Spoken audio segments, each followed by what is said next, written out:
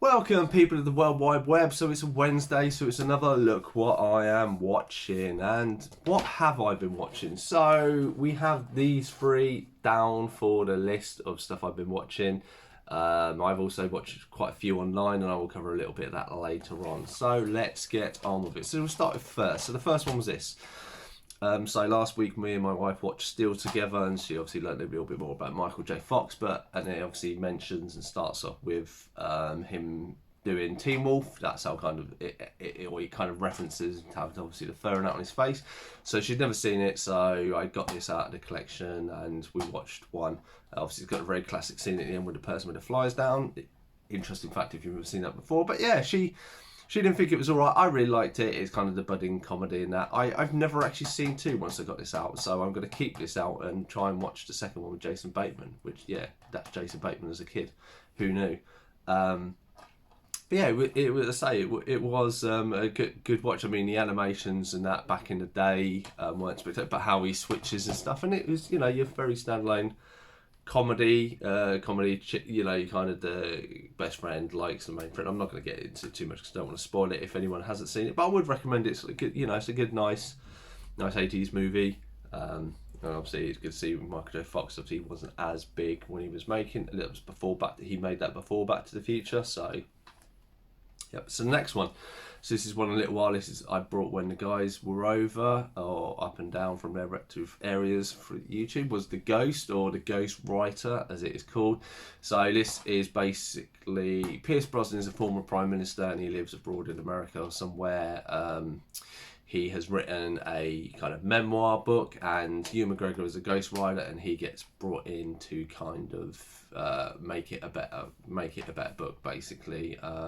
Then what happens? Loads of stuff comes out, and it looks like Pierce Brosnan's going to be exposed for doing a lot of naughty stuff he shouldn't have been, so to speak. And there's all this crime and all these things. There's people start going after him, so he moves Hugh McGregor's character into the house he is staying. Ewan McGregor starts getting chased and stuff by people, and you don't quite know who and where it is, and then it turns out that this was all a then there's a twist to the end. I thought this was very slow. A lot of people raved this very well, and I thought it was alright. Just thought it was very slow and very not as thriller as I would like.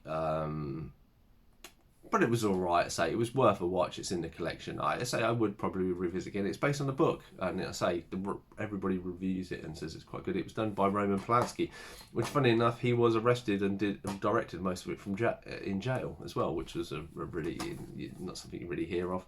But there we go. And then obviously the third one is A Touch of Cloth season 3.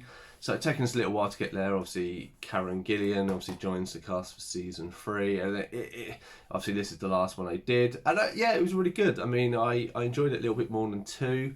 There were more jokes in that hit with me and stuff. It is very silly. Like, once you've seen one, that is the best one. The novelty wears off a little bit, but there are silly jokes in it, and I quite like the silly jokes here, there, and everywhere and stuff like this.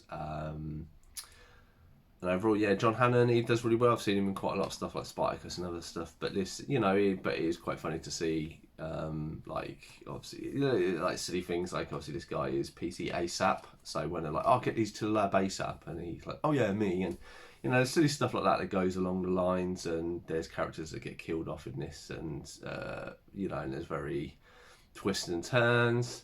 But yeah, it was all right. It was a fairly good kind of conclusion to it, and wraps it all up. It is very silly anyway. So I mean, I'd definitely recommend if you get the box set 1, 2, and 3. I don't think they're that expensive.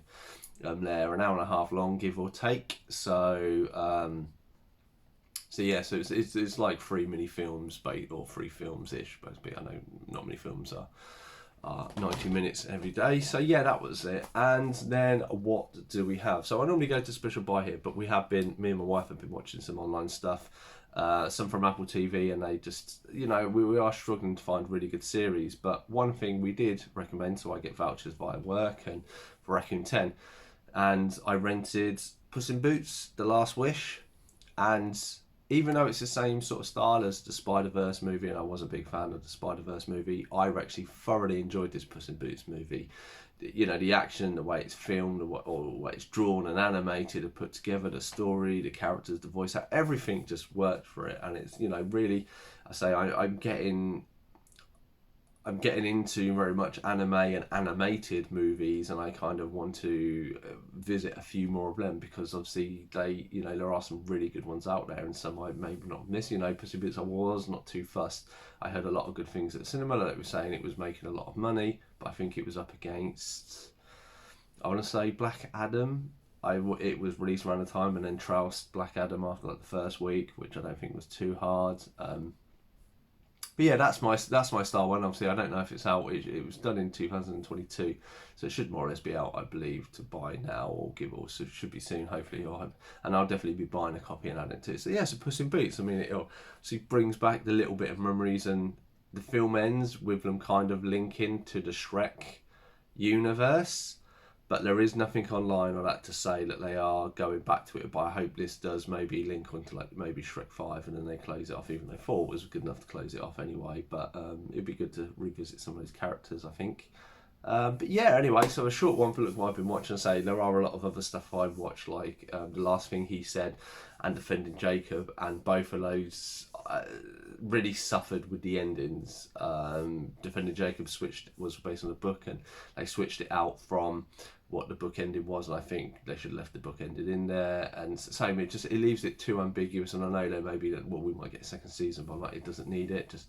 Just give an ending to that story, and then if you get picked up, you can carry on with stuff. But yeah, it's just, I don't know, money and maybe everything. But anyway, I digress. Hopefully you enjoyed this video of look what I've been watching. I've been Cypher Sigma, and I'll definitely see you in the next one.